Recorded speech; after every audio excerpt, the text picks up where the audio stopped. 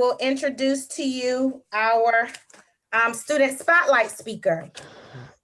DJ Quicksilva was born and raised in Baltimore, Maryland, and is a nationally award-winning DJ.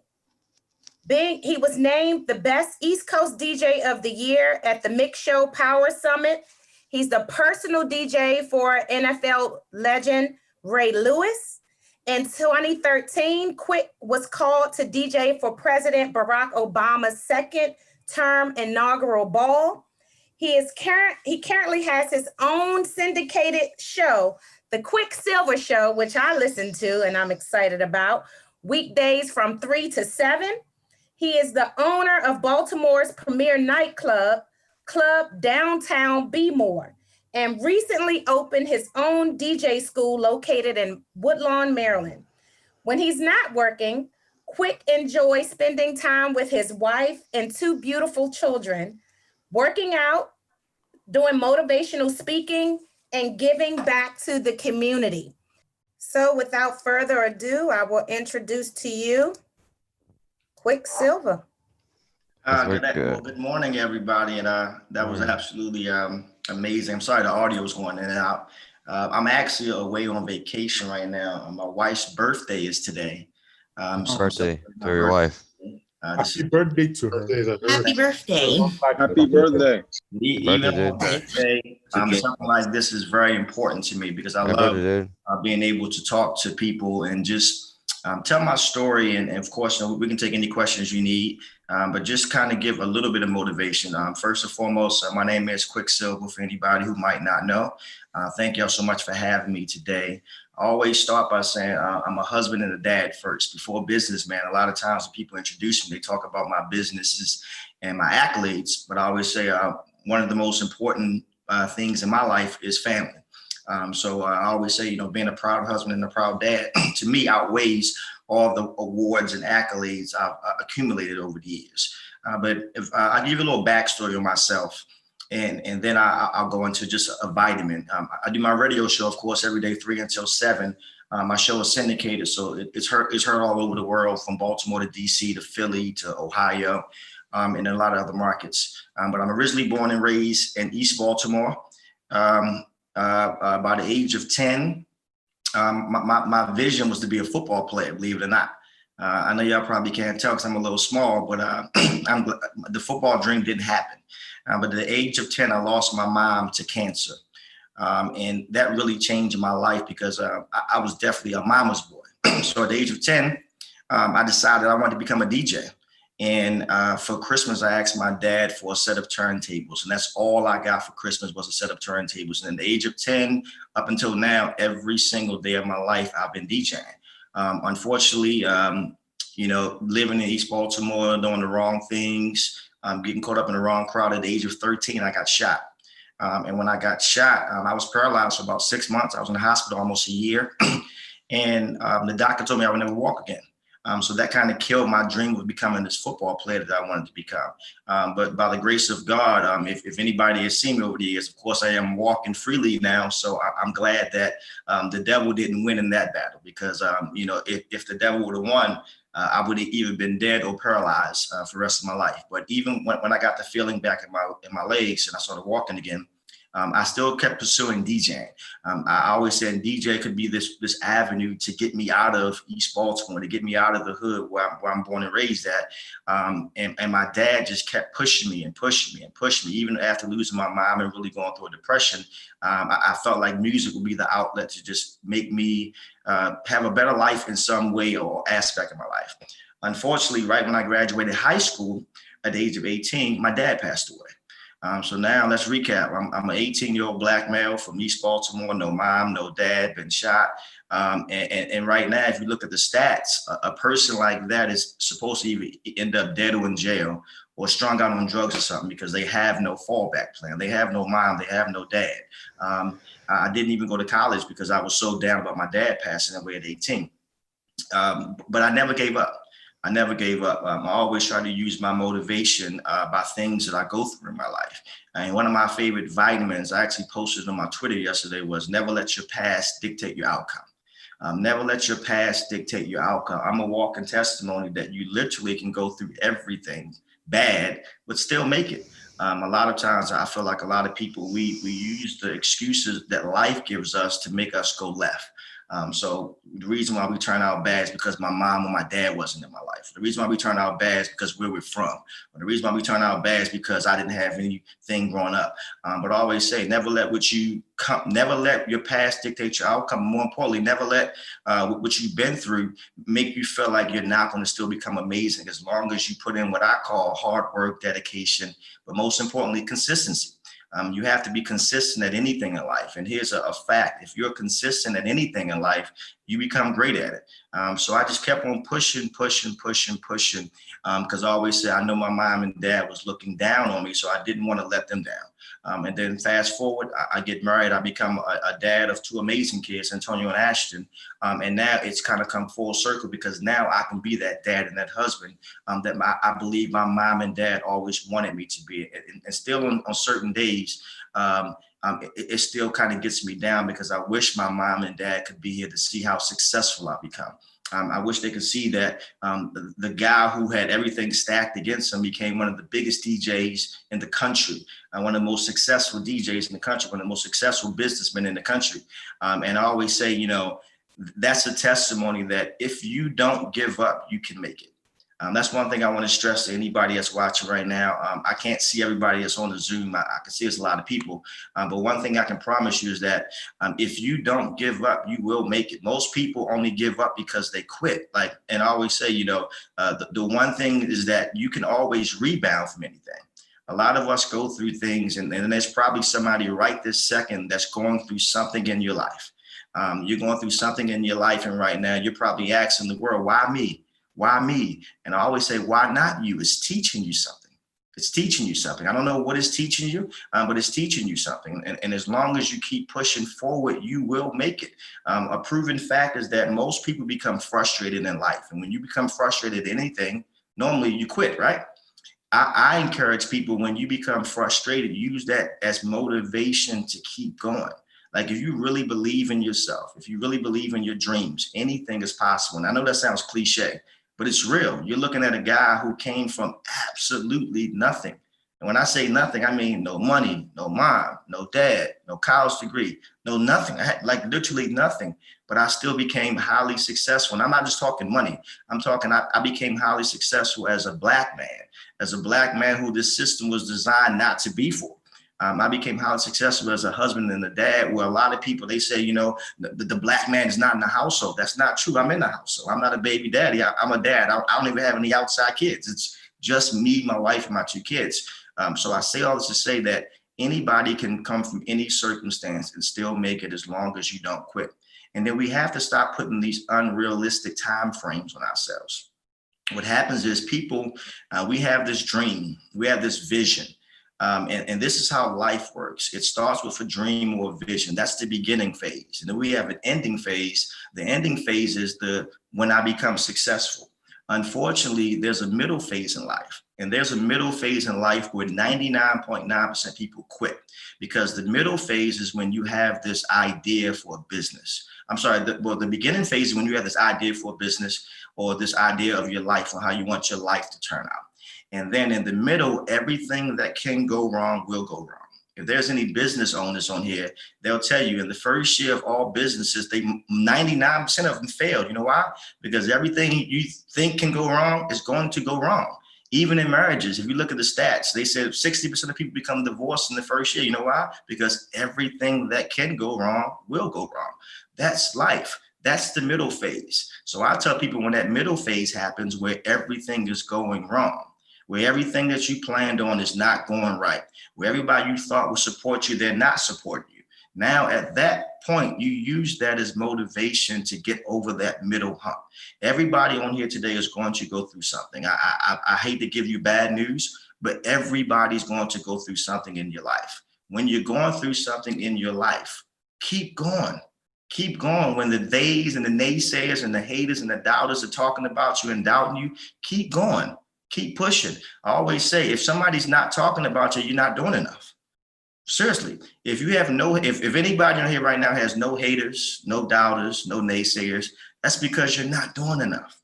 You're not doing enough. Once you start dedicating your life trying to become successful, I'm telling you right now, the haters, the naysayers, the doubters, they're going to come. A lot of times it's in the form of your friends and family. That's the part most people don't want to admit. I always say in business, those who you think will, won't, and those who you think won't, will. That's how life works. But when that middle phase is happening, when people are hating on you, when that middle phase is happening, when people aren't supporting you, when that middle phase is happening where everything is going wrong, when that middle phase is happening where everything that you planned is not happening, I'm here to tell you, keep going. It happened to me. I'm no better than anybody on this call. I'm no better than anybody on this call. I'm no smarter than anybody on this call. The only difference with me and a lot of people is I didn't give up when times got hard. I didn't give up when everything went wrong. I didn't give up when everybody counted me out and I was canceled. I didn't give up when everything went to the left. That's it.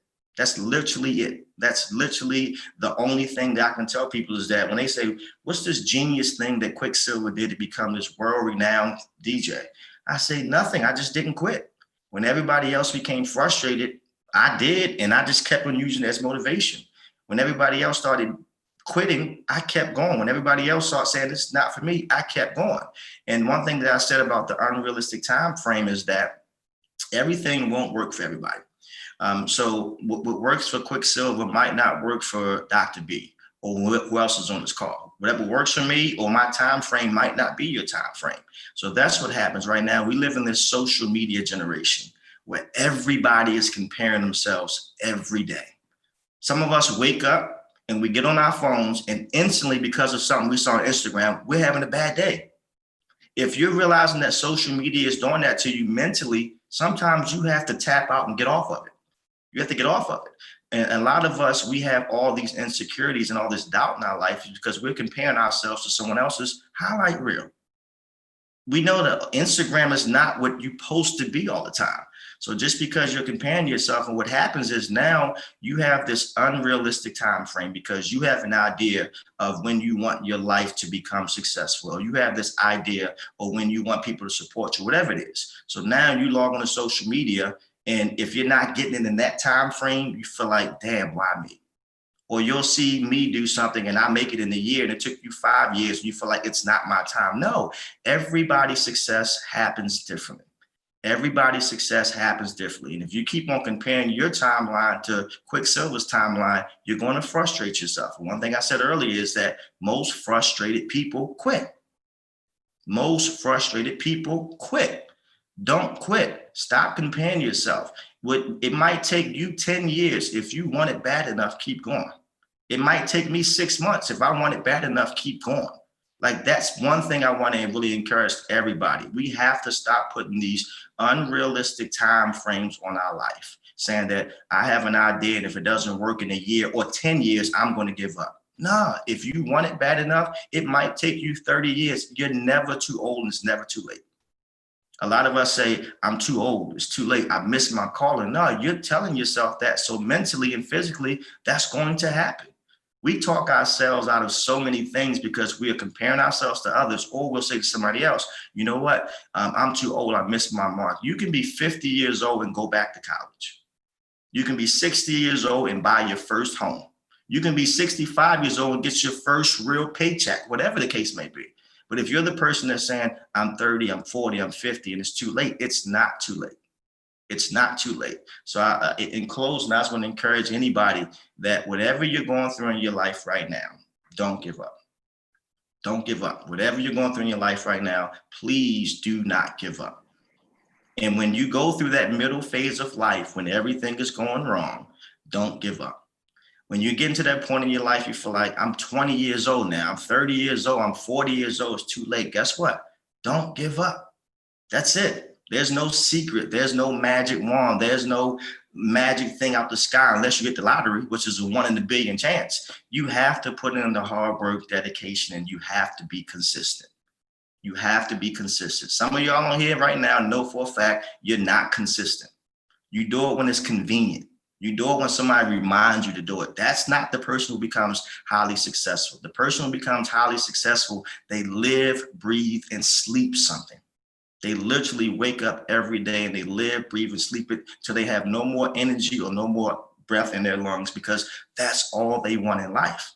They dedicate themselves to it every single day. So I want to say, if you dedicate yourself to anything and you put in the hard work, dedication, and consistency, and you don't give up when you become frustrated, and you don't give up when everybody counts you out, and you don't give up when everything is going left and you thought it was supposed to go right, you will win.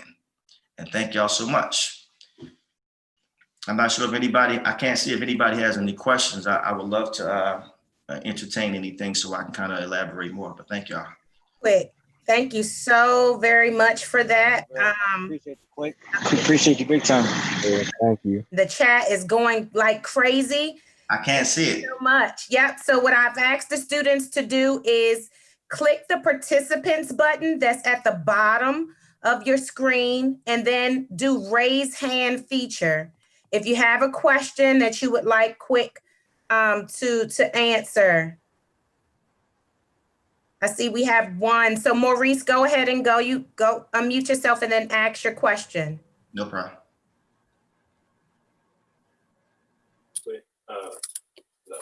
DJ.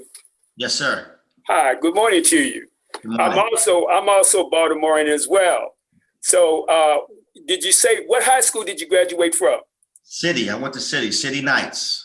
All right, City forever. Absolutely. Class of 1998. And I'm class of 78, the last all-male class. I love it. I love it. Castle on the Hill. That was good to know. I just wanted to find out. I kind of assumed that was the case. Gotcha. You know a City city forever. man, you know a city man when you see one. I always do. Mm-hmm. All right, Samuel, go ahead Yes. and unmute Hello. yourself. Go ahead, Samuel. Hello. Can you hear me? I don't know if you can hear me. We can hear you. Sure. I have a question. Okay. How did you stay motivated? Even like, for example, motivation dies. Mm-hmm. And I remember reading David Goggins' book, You Can't Hurt Me, and it said, there's no motivation because you need to have something that drives you. So what kept you as like your driving motion? It's a great question. If anybody couldn't hear his question, he said, what keeps me motivated? There's a few things that keep me motivated. The first thing is my wife and my kids. You have to have something that's a bigger cause than yourself. And if money is your motivation, you're always going to be let down. If you're doing anything right now for money, or you're one of the people that tweets the dumb rise and grind, about to get the bag. If you're chasing money, you're never going to make money. If you make yourself the best at it, money will chase you. I've never chased a check. I've never chased a bag. I just made myself the best version of myself. So I'm not better than anybody. I'm just the best Quicksilva. There's nobody that can out Quicksilva. So once you make yourself the best version of yourself, at that time, people will start paying you just to be you. Look, I'm not doing anything differently or better. I'm just being me, but I'm being me consistently, and that makes people pay me a lot of money. And then the other motivation thing that I think for me is that it might sound bad, but I love when people don't believe in me. Like, I love when people don't believe me. I love when people doubt me. If I could tell y'all how many times in my life, in my career, that I've been counted out, that people say, oh my God, Quicksilva gonna fall off, or things happen in my life or in my personal life or my career, people say, oh my God, he's done. He's never gonna rebound. He is finished. I've heard I'm finished thousands of times. I'm not sure if anybody's from Baltimore, but if you remember back in 2002, there was a radio station called X1057. Anybody by a show of hands remember that radio station? I was 21 years old when X1057 came into the market. I was 21 years old, just got my first real job, my first full-time job, my first pay, and I bought my first home at the age of 21. So I was 21 years old and I bought my first house. And I closed on my house on Tuesday. On that Friday, X1057 went off the air. So think about that. I'm a young man who took all his money to buy his first house, and in 3 days of buying my house, the radio station goes off the radio. They go off the air. I lose my job. I'm fired. I have no income. But guess what? I just figured it out.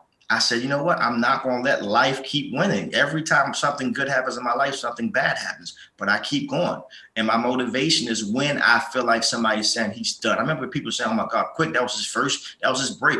He never going to rebound now. He's never going to make it now. That was his one chance. And that fueled me. So when you hear those doubters and naysayers saying, what's your name, Samuel? When you hear people saying Samuel's not going to make it, or Samuel's not going to, use that as motivation to prove them wrong, because that's going to happen. But like I said, if money is the motive, you're always going to be let down. If you're doing things just for money, when the money's not there, you're not going to want to do it anymore. So now make sure that you have a cause that's bigger than yourself. I always say at this point in my life, I hustle for my last name, not my first name. I hustle for my family, for the Silvers. I want to make sure that I make sure that the Silvers are proud, and my wife and my kids are proud, and my family and my friends are proud. So make sure that you're doing something, and you have to have a why. Everybody knows what a why is. Why is something that you're so passionate about that when times go bad, you keep going. And your why has to be so passionate that it makes you cry at times. If your why doesn't make you cry, it's not a strong enough why. So make sure in the why, if people don't know what a why means, the why is that when something goes bad, you have a reason to keep going. When you lose all of your money, you have a reason to keep going. When nobody's supporting, you have a reason to keep going. When everything's going bad, you have a reason. That's your motivation. That's your why. So Samuel, I'll tell you, find your why. Find something you're so passionate about. Once again, it can't be money, but find your why so that when things go wrong, you'll say, I remember why I started. And I remember why I'm not going to give up. Thank you. Thank you. Thank you. I think we'll have time for maybe one, maybe two more questions. I try not to be so long-winded so we can get a couple in. All right. So Musa will go, and then we'll take a question from Matthew from PG. So Musa. Good morning. When you were thinking of becoming a DJ at age 13, what were you hoping to achieve, and did you think it will get you to where you are today? I think you said you're trying to be a DJ. If anybody missed it, I have a DJ school. I just opened up my own school. It's called Quick and Easy DJs. I would really encourage you to join. My next class actually starts in November. And it's spelled Quick and Easy. So Quick and EAZY. So easy is EAZY. So quickandeasydjs.com. I post stuff on my Instagram all the time, so you can always find it there as well. But did I think that becoming a DJ would get me here? Absolutely not. My goal in life was just to be the biggest DJ in East Baltimore. That was my only goal. Like I had a really small dream of myself. I never thought that I would go to DC or go become this global phenomenon that's Diddy's DJ and Ray Lewis's DJ and DJing for Barack Obama's. None of this was in my plans. I had no idea I would end up on BET 106 in Park for 6 seasons DJing. I had no idea I would become East Coast DJ of the Year or now have a syndicated show with literally millions of listeners a day. That never was my goal, because my goal wasn't that. I just wanted to be the biggest guy in the hood. But every time I achieved my goal, I never got complacent. So when I became the biggest DJ in East Baltimore, I wanted to be the biggest DJ in all of Baltimore. When I became the biggest DJ in Baltimore, I wanted to go to a bigger market. I moved to DC and I wanted to become the biggest DJ there. When I became the biggest DJ in DC, I wanted to be a regional DJ so I could start traveling. When that happened, I said, I want to be one of the biggest. I just never, even at this phase of my life, I've been DJing for, I don't want to tell my age, but for over 20 years. But even at this phase in my life, I still work like I have a point to prove. It's my wife's birthday and I'm in a hotel right now. I had to close the door in the bathroom, but I'm still working. Like that's the type of dedication you have to have.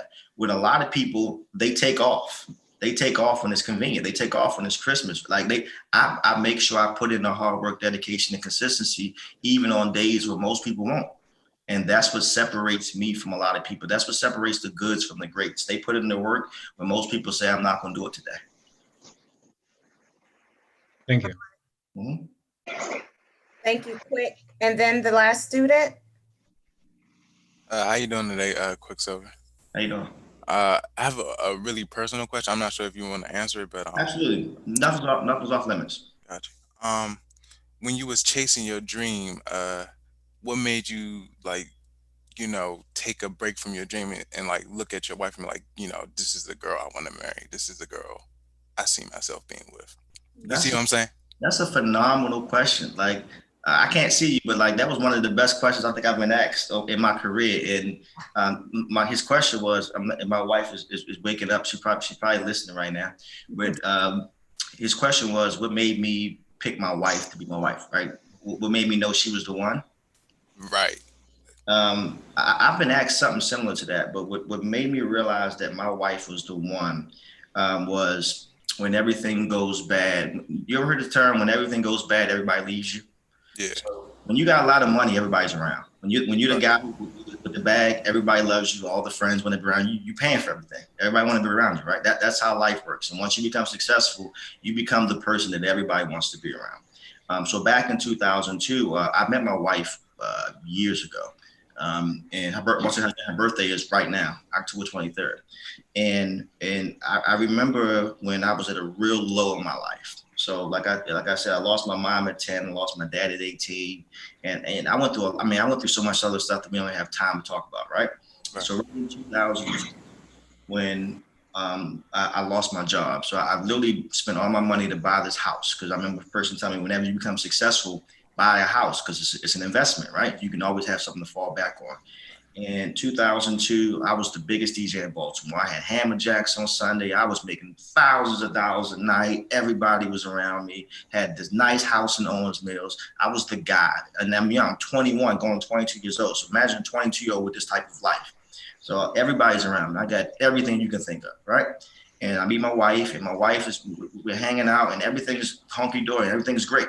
Unfortunately, like I said, I lost everything. I lost all my money. I lost everything. And all the people that were always around, all these so-called, I thought were my friends and people that wanted me to win, everybody starts scattering. Like literally everybody starts scattering. Everybody's, now phone calls aren't returning and so much other things, right? And my wife was at my house. She wasn't my wife then. She was just my girlfriend. So my wife was at my house then, and we're in the basement. And I remember like asking her, like, why are you here? Like, why are you here? Everybody done left me. I don't have anything to give you. Like, why are you here? And I remember her saying, I just like being around you. And I never heard anybody say anything like that in my life. Like literally never. I've never had anybody say, I just like being around you just because of who you are. Not because of what you can do or what you do for a living or money. Like I just like being around you. And at that moment, I knew that one day she would be my wife. I wasn't ready then. I was 22 years old. But a few years later, we become engaged, we get married, we start a whole family. But I knew at that moment, this is somebody that loves me unconditionally. This is somebody that loves me through everything. I don't care if it was good, bad, or ugly. She got my back. And when you find somebody like that who unconditionally gives you the love, when you find somebody that says, I just like being around you, that's a person that you have to keep in your life for the rest of my life. And that's why she's my wife. Thank you. Thank you, Quick. That question was very powerful to me too. Very vulnerable. So thank you for sharing. At this time, let's all give Quick a round of applause and a great thank you. And again, happy birthday. For GYT. Enjoy your giveaway, Quick. Thank you.